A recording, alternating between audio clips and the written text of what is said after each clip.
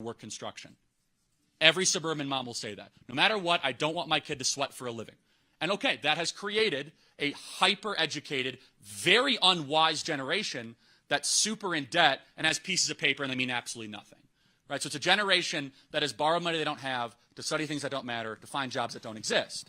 So to answer your question, the whole thing's a racket from how we get young people from high school to try to go to college and all this. We need to disrupt it completely, end federal subsidies, end state subsidies, make college support themselves on their own, make colleges go raise their own donor money for example, if feminist queer theory is super important to you, fine. Go raise the money and support it on your own, right? Don't ask the taxpayer to underwrite that. And by the way, you look at Europe, just to finish the point, they're getting away from woke universities. France has actually decreed, Emmanuel Macron ran on this, he said that we need to try to reject American woke ideology that is seeping into French institutions. So to kind of use your own example, Europe's rejecting the very same thing that I believe has infected American higher education. Thank you for being here tonight. I appreciate it. Thoughtful question. Thank you.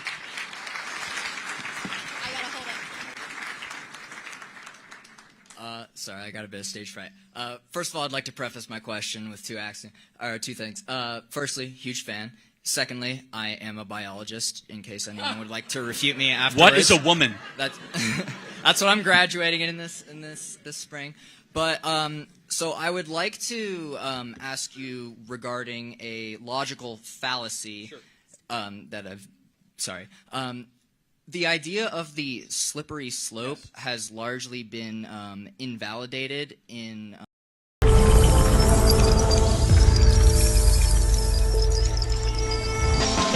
Hi guys, welcome back to my YouTube channel. So if you are new here, please subscribe to my YouTube channel. So today I'm reacting to Charlie Kirk, debate college student at UC Boulder. So guys, please, let's go into this video. I just kind of wanted to come here to gain some perspective, but I am a disagreeer. So seeing that we talked about the housing market and we talked about, the price of college, right, going skyrocket in America, if we look to our European neighbors, we're seeing them do a lot better in this sector, and that's because of centralized policies that America hasn't even started on yet. And yet you want like a free market kind of like solution. So how are we failing, and how is Europe succeeding? Well, yeah, I don't accept the premise, but I appreciate I don't think Europe's succeeding. But let me ask you a question. Do you think that there's too many people going to college in America? I do not. Okay. So what's the national college graduation rate? Ballpark. What do you think it is? People going in, to how many people graduate? Get a diploma. Again, I'm not too familiar with the amount. That's okay. That's fine. 59%. So 41% of people that go to college don't graduate. By a show of hands, how many know people that dropped out of college? Raise your hand. Every single hand goes up. Right. So we have way too many people going to college in America. So my first belief is that we have to decline college enrollment dramatically in this country. I'd say, well, Charlie, what are you going to do? Well, I will agree with you on one thing. It's where the Germans get right. It's that we need more welders and plumbers, electricians, police officers, entrepreneurs, and people that work with their hands. And a lot less people that are kind of in the cloud studying postmodernism, right? So I think college is a racket, largely. I think it's a scam. I think that young people are told to take classes that have no relevancy to their own degree. So let me ask you, have you taken classes that just you think are kind of a waste of time, or do you think it's all just been phenomenally meaningful? I feel like it's a step in the right career, right? You get the right amount of technical skills, and it's also the right amount of soft skills necessary for the career that you're going into.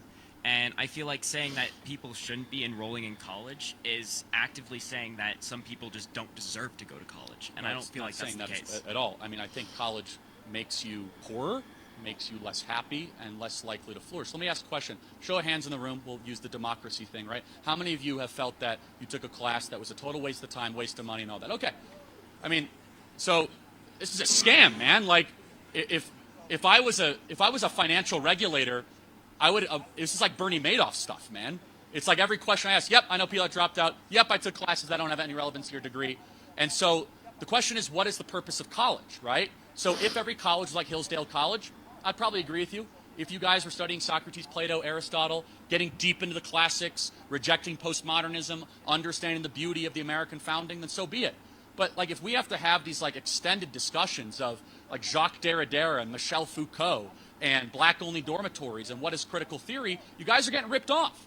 And I believe firmly that, so what is the market response? First and foremost, get a mass, this might be wishful thinking, get a massive portion of the population not to go to college, go into technical schools, learn to work with their hands, and value muscular labor again in our country, which muscular labor is insulted, talked down to, and I could prove it to you.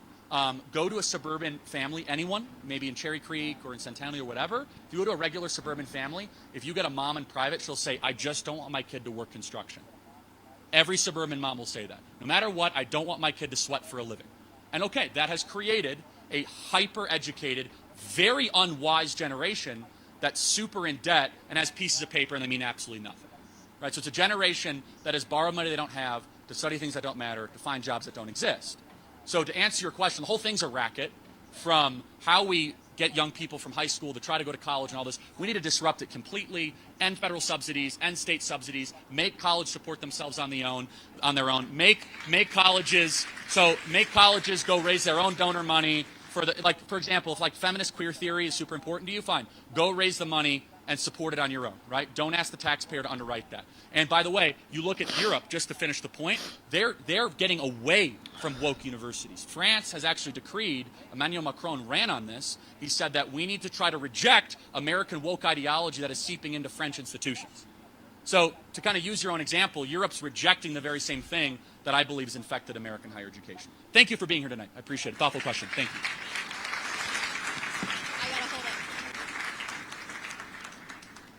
Sorry, I got a bit of stage fright.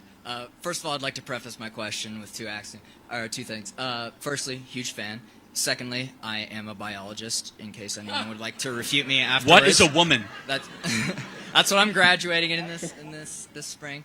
But so I would like to ask you regarding a logical fallacy the idea of the slippery slope has largely been invalidated in conversations, especially today. But I think one axiom that I've seen propagated throughout multiple mediums is that of went from let us get married to now we want to teach sexuality to your elementary schoolers. And don't get me wrong, I don't care what you do with your life as long as it doesn't impact my life and those around me. I like to consider myself an open-minded individual, but once you impede on my stuff, that's when I start to get a little don't tread on me. So I'm very curious as to your perception with regards to the idea of the fallacy, and if someone were to use that is a logical fallacy against you, how would you refute that? Yeah, I get that all the time. So people will say that, look, it's not a logical fallacy that things go on a slippery. It is a logical fallacy because it's a slippery slope. I reject the premise. I think slippery slopes are true. You look at any sort of course of history, you do see incremental erosion of freedoms and liberties. You do see small things become big things. I'm not to say, now, the reason it's a logical fallacy, just so you understand, is it's not applicable to all things. That's not to say, though, that slippery slopes don't happen. Those are two different things, right? So if you want to just like take a logic class 101, go through Aristotelian logic, you're right. It cannot be applied to an argument every time because it's not scientific, right? There are examples. I could give you one, like seatbelt laws.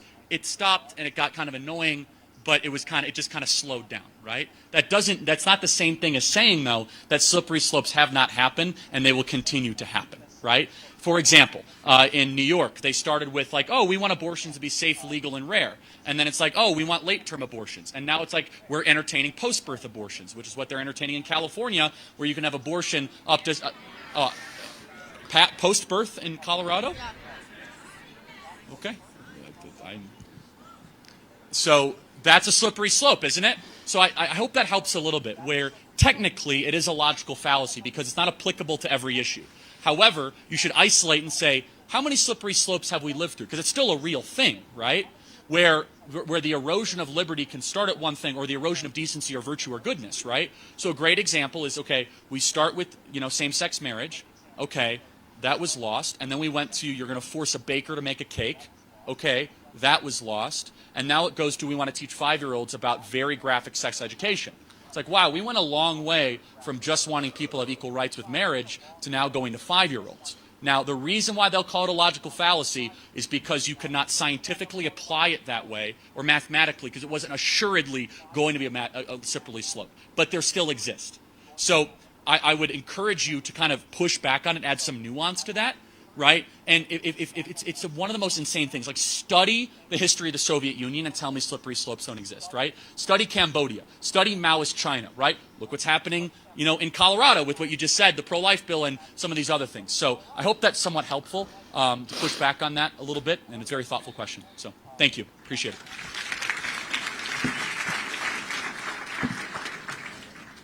Hey, Charlie. I was told to keep it short, so I will.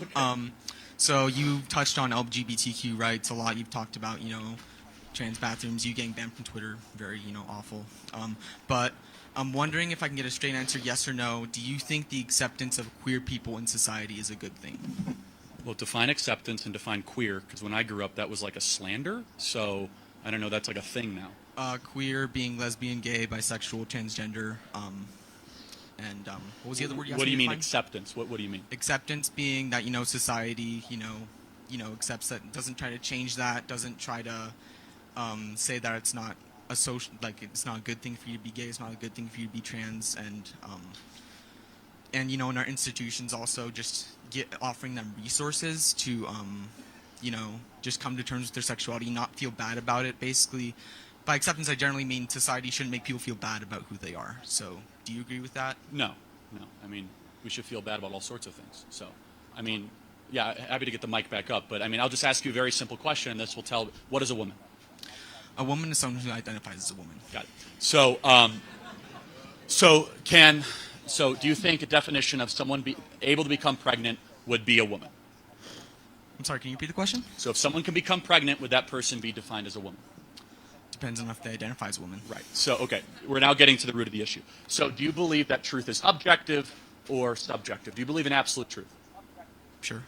Okay, so if you believe in absolute truth, shouldn't we have absolute terms of what a infant-bearing or infant-birthing person is, otherwise known as a woman? No. Okay, so let me ask you this a different way, I suppose. So if anyone can identify anything at any time, correct? Anyone can identify As a woman or a man, you could just choose at any time, right? gender. Well, Sure. gender identity isn't switching genders all the time. It just depends. Like, But that's your position, right? That's fair to say? That you could change your gender? my position is that you should accept people's gender identity, and you shouldn't try to shame them out So of it. let me ask you, should we accept people that think they're younger than they actually are? Because that's a mental condition where people say, I identify as an 8-year-old, but they're really 50. Should we accept someone be able to say they're younger? No, but I think that's a very false equivalence. Why is it a false equivalence? Because there's scientific research supporting that gender identity is something that is, there's scientific research that supports people and says that if you identify as a certain gender, then that is, your gender. There's a paper on Scientific American that I found very interesting that said, it has to do with, your brain formation in the womb, where gender identity forms, but it's different from sex. That's very different from a disorder where you say, I'm not actually my age, because... Well, hold on. You just agreed with me. You said it's a brain formation issue. It's a brain formation... I didn't say it was a disorder. Well, so you don't think transgenderism is a disorder? No. What is gender dysphoria? Gender dysphoria is when you're very uncomfortable with your own body, and that usually relates to gender, and that can usually be treated if you choose a transition to... Right, so it's a mental condition, right? Gender dysphoria is, but Okay. transgenderism is not. What's the difference? The difference between gender dysphoria and transgenderism? Being transgender means that you don't identify with the gender you're born with. Gender dysphoria means you're uncomfortable with your body. So they're two different things. No, so you cannot be quote-unquote transgender without suffering from gender dysphoria. So let me ask you one more question. So you believe that we can dictate pronouns. Can I choose my adjectives? Can I decide to be super rich? Or can I decide to be small? Is there anything objective that we have to actually admit? Or can you just change anything at any time? I think people should have the right to determine their pronouns. And I don't think... No, how about adjectives? I don't think people actually do that, so I don't know why that's something you're. Well, of course, like if someone says, I declare I'm rich, is no longer than saying I'm declare I'm a man. Your chromosomes aren't that way. You don't get to choose what your reality is, do you? Gender identity is reality.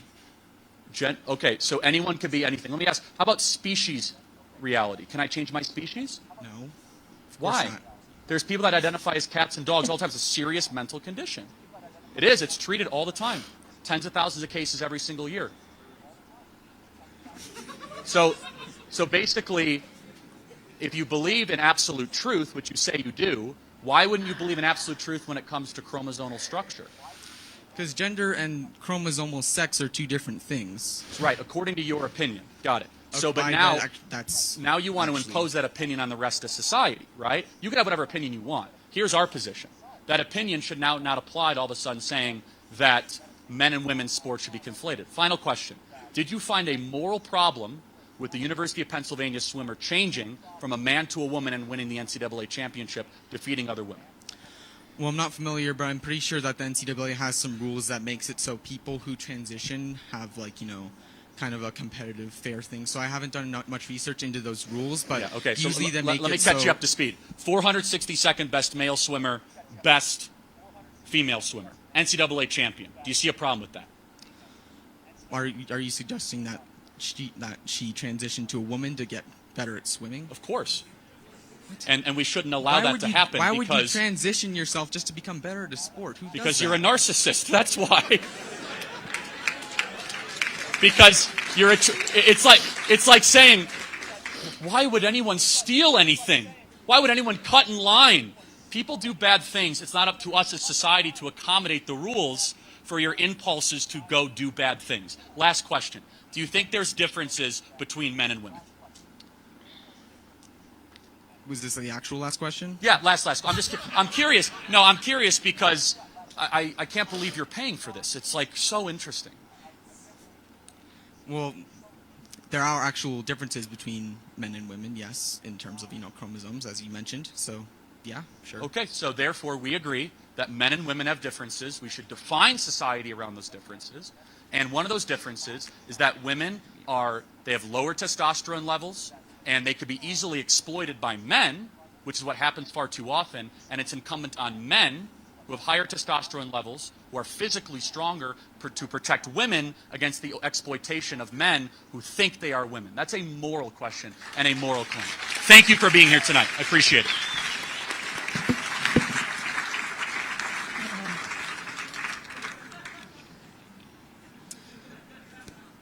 Hello, Charlie. Thank you for coming out tonight.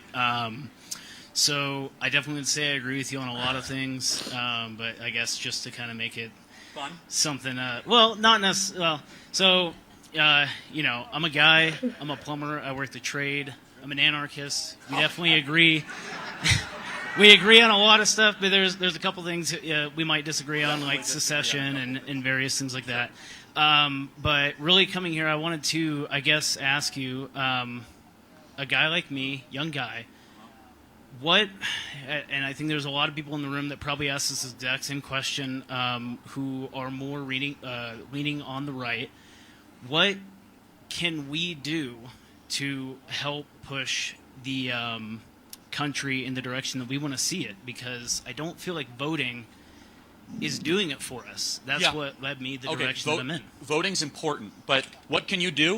We got to have bigger families. We got to support our churches and support our pastors that are proclaiming truth. See one in the back, Fervent Church. Is that right? Do I see? That's amazing. Great church in Colorado Springs. They do such a great job. Then we got to get to work. We got to build things that last and matter. So one of the things is we got to have more conservative businesses that are owned by us, that share our values, so that we're cancel-proof. That's a real thing, regardless of what you think the future of the country looks like. We got to start our own businesses. Now, that doesn't excuse us from what I believe holding these current businesses accountable, like Disney, which has become a child predator operation, right?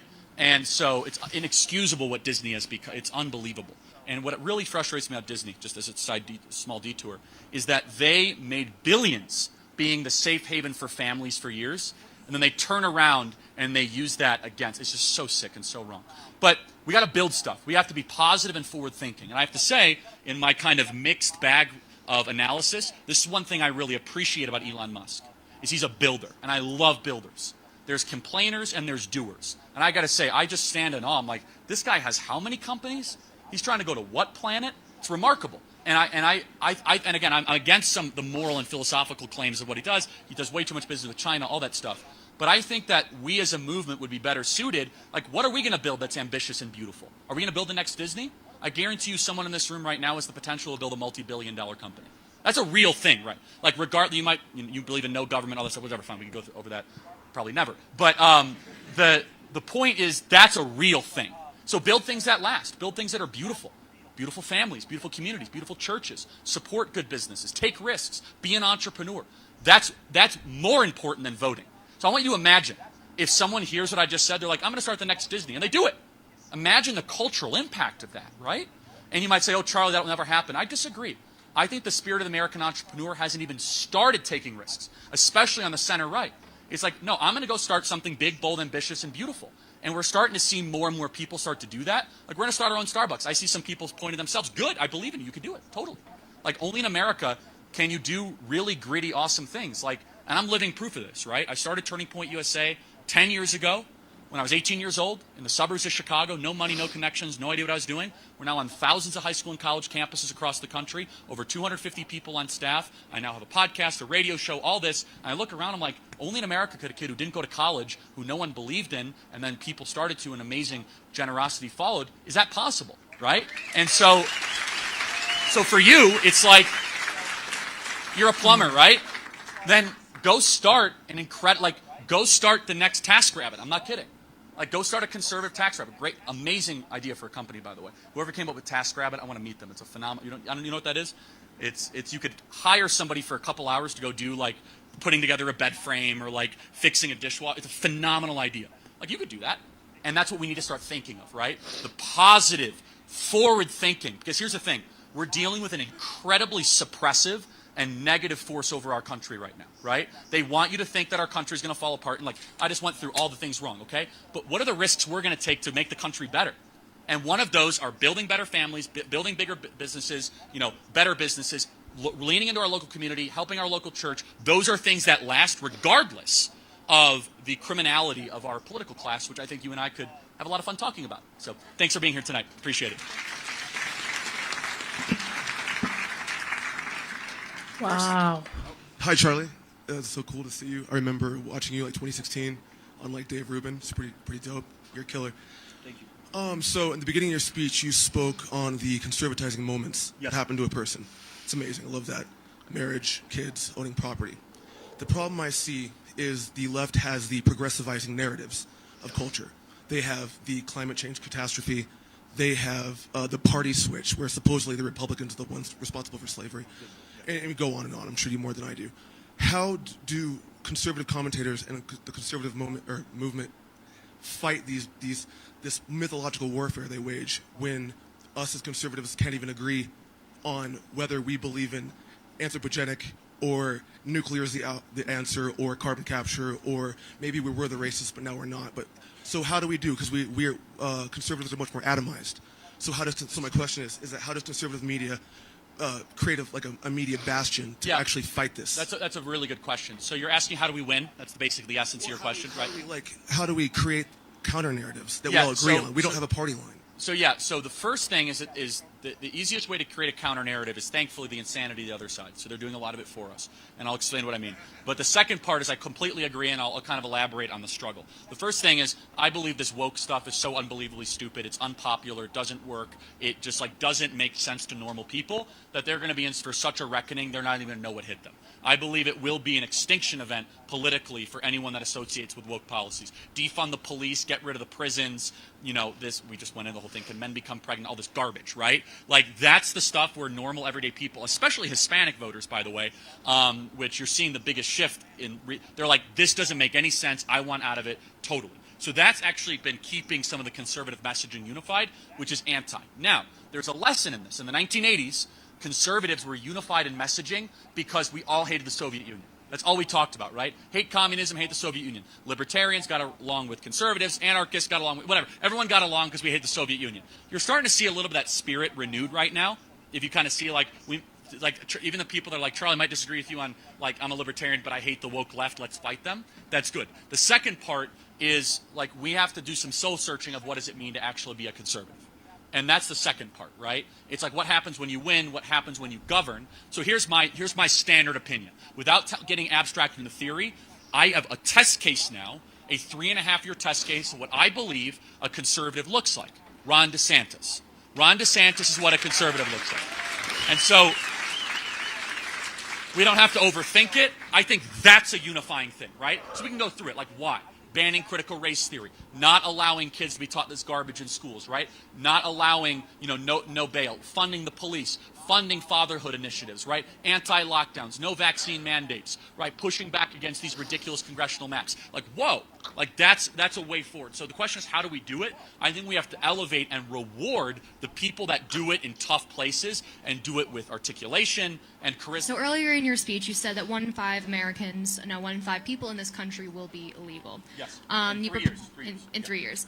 You proposed that securing our borders will help this situation, but I also think that our green card / citizenship process is a problem. So how do you suggest that we make it easier for people who want to get in this country legally to do that?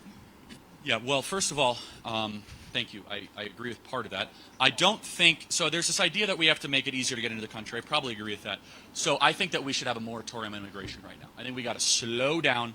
We have way too many people coming into America. We got to throttle back and digest the meal. We got to allow assimilation to happen. We have way too many people coming into America.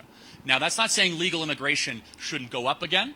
I think it could be a phenomenal asset to America, and it has been a phenomenal asset. But many times in American history, specifically the 1950s and early 1960s, we ratcheted back to almost zero immigration into America. The reason is post-World War II. Of course, there was a lot of damage in other places, but there was plenty of people that wanted to come to America in the 1950s. A ton. Think about it. Europe is destroyed. But they said, we have a moral obligation to World War II veterans to make sure they have good wages, good jobs, and we're going to deliver for them. That was a moral argument, right? And so legal immigration should always be viewed through the prism, does it benefit the country and the citizens that are already here? Currently, our legal immigration system is so messed up that we prioritize the people that don't share Western values, and we don't bring the people that could potentially share Western values. I'll give you an example. The best example of how our legal immigration system is messed up is Minneapolis. Have you been to Minneapolis in the last 5 years? It is unrecognizable. Now, people call me a racist for saying this. I'm not. I don't care. I'm going to say it anyway. When you have a call to prayer approved by a Minneapolis City Council, I'm going to tell you that does not mesh with American values. I'm sorry. It doesn't. And when you come into this country and you have someone like Ilhan Omar that talks endlessly about how awful America is, despite being a beneficiary of the generosity and benevolence of America, I say there's something fundamentally wrong with that, right?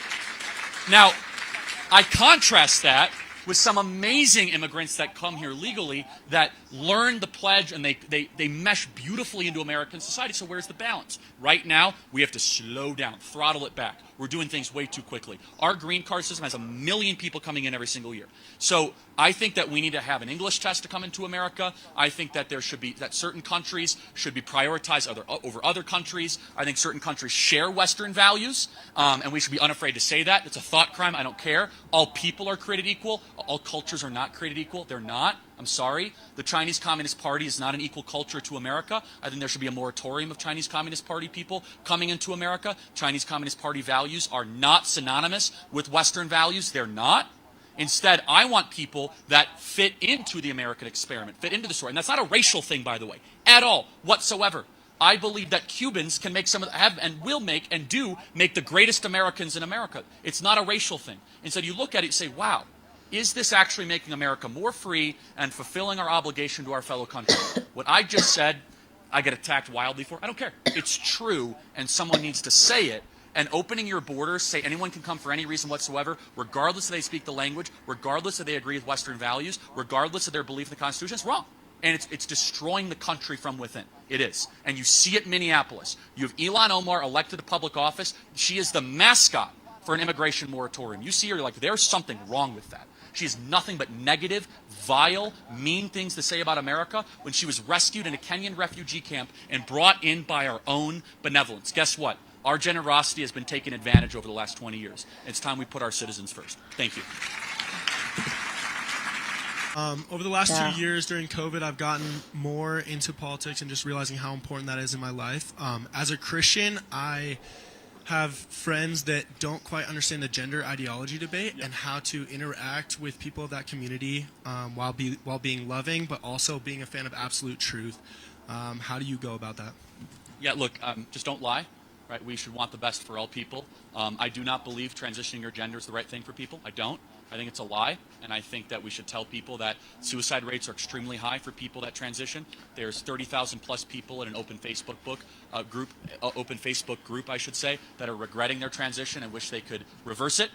Transitional regret is a huge thing, and I just think we have to stay very close to biological reality. And this is one of the main reasons why we, in the English lexicon in the Western world, have messed up what love is. Love is not giving people what they want. It isn't. Love is helping people get towards things that are true, good, and beautiful. And I do not believe assisting or subsidizing someone to chemically castrate themselves is the right thing in any way, shape, or form. Now, if you want to do that and you're super into that, I guess there is a pocket to do that. But especially when you look at children and then children without parental consent and then children without parental consent funded by the government, what are we doing here? So how do we talk about this as Christians? We should want the best for everybody. I pray that someone who's struggling with gender dysphoria can have a collision course with Jesus Christ and give their life to the Lord and realize that they have been living a lie.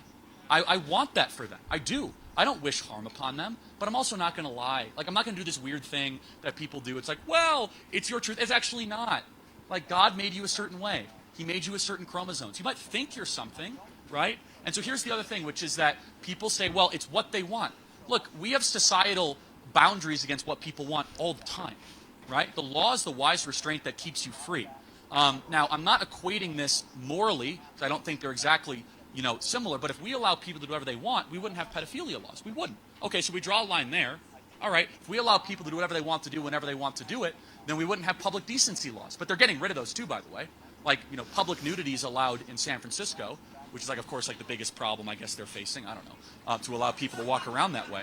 So, look, it all comes down to the question of what is love, right? So we as Christians understand there's 4 different types of love in the Greek, right? Eros, agape, storge, and phileo. A brotherly love, a father and son love, or a mother and son love, or a fatherly, kind of parental love, right? A romantic love, or a sacrificial love, right? And we conflate all of those in the Western world all the time.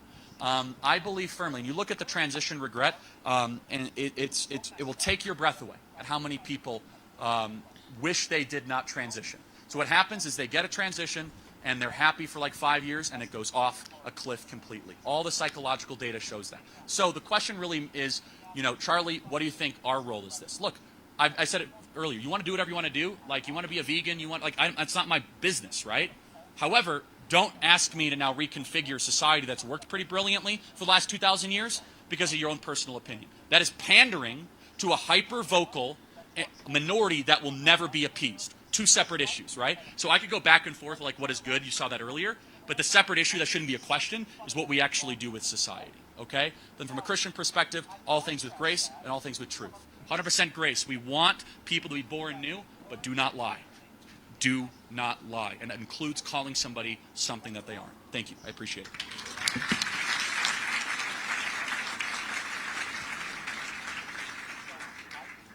Earlier you mentioned the U.S. turning into the Soviet Union. Yeah. Given the meteoric rise of anti-white and anti-American rhetoric in left-wing circles, do you believe this language is being used with the intent to turn everyday Americans into kulaks?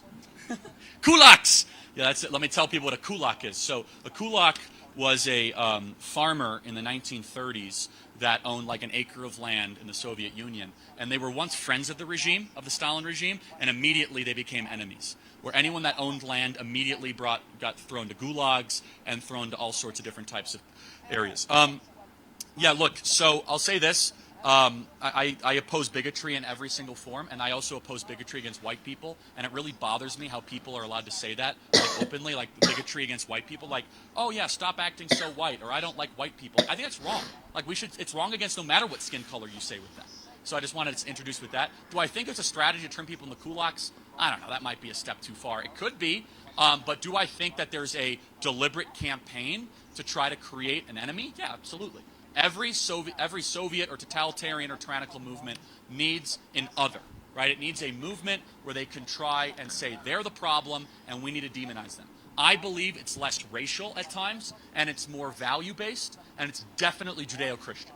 They want anything that is rooted in Judeo-Christianity to be the enemy and to try to wipe it out altogether.